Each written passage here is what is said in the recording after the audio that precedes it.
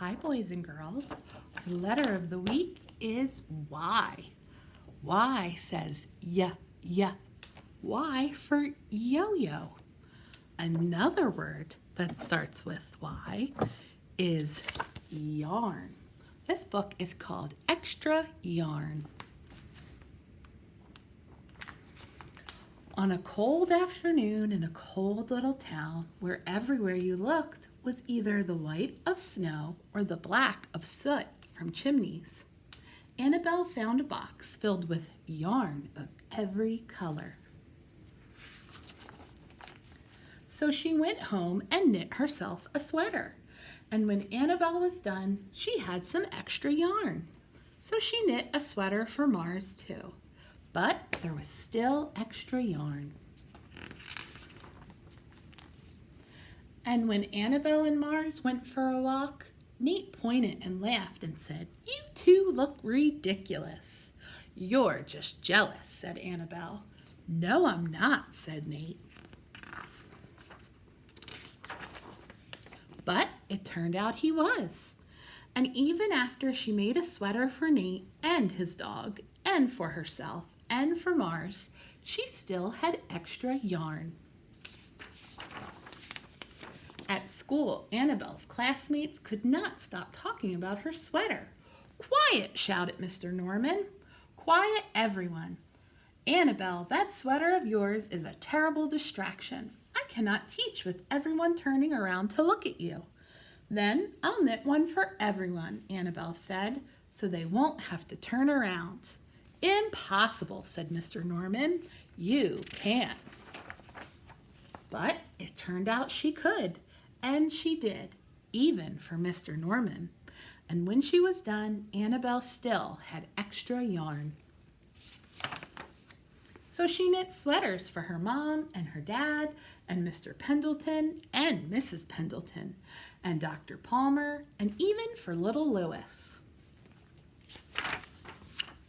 She made sweaters for everyone except Mr. Crabtree, who never wore sweaters or even long pants and who would stand in his shorts with the snow up to his knees. "No sweater for me, thanks," said Mr. Crabtree. So she made Mr. Crabtree a hat, and even then Annabelle still had extra yarn. She made sweaters for all the dogs and all the cats and for other animals too. Soon, people thought, soon Annabelle will run out of yarn. But it turned out she didn't. So Annabelle made sweaters for things that didn't even wear sweaters. Things began to change in that little town. News spread of this remarkable girl who never ran out of yarn, and people came to visit from around the world to see all the sweaters and to shake Annabelle's hands. One day, an archduke who was very fond of clothes sailed across the sea and demanded to see Annabelle. "Little girl," said the archduke, "I would like to buy that miraculous box of yarn, and I am willing to offer you $1,000,000. "No, thank you," said Annabelle, who was knitting a sweater for a pickup truck. The archduke's mustache twitched. "2,000,000, he said. Annabelle shook her head. "No, thank you." "10,000,000, shouted the archduke. "Take it or leave it." "Leave it," said Annabelle. "I won't sell the yarn." And she didn't.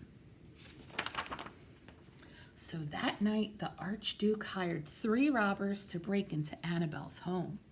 And they stole the box and took it to the archduke, who set off across the snow and sailed over the sea. Back to his castle. The archduke put on his favorite song and sat in his best chair. Then he took out the box and he lifted its lid and he looked inside. What do you think's in there? His mustache quivered, it shivered, it trembled. The archduke hurled the empty box out the window and shouted, "Little girl, you will never be happy again." But, where do you see the yarn?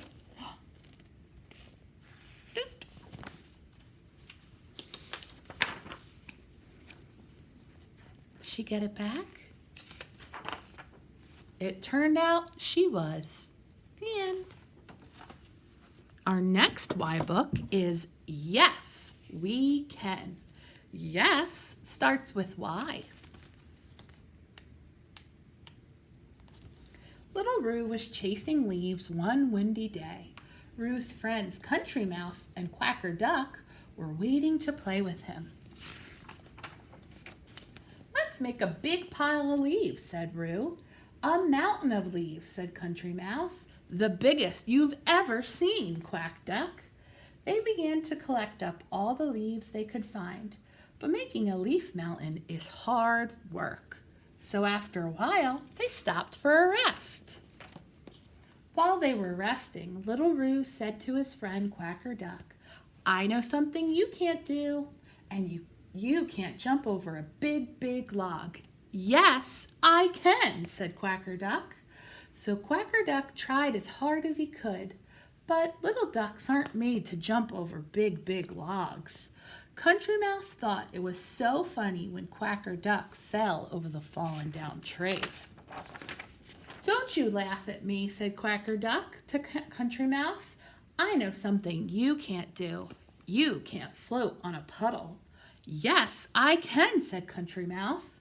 So Country Mouse tried to float on the puddle, but a little mouse isn't really made for floating.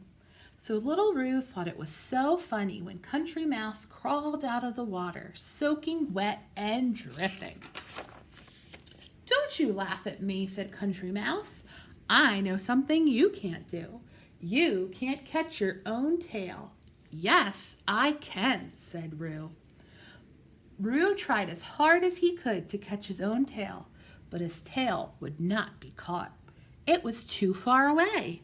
Country Mouse and Quacker Duck laughed and laughed as Roo ran around in circles. Don't you dare laugh at me, cried Roo.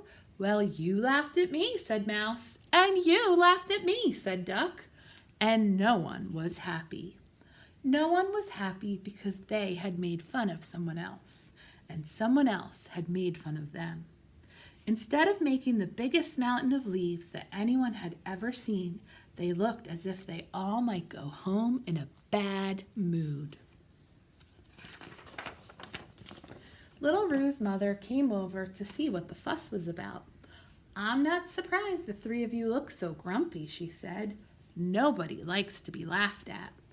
It was true. No one likes to be laughed at.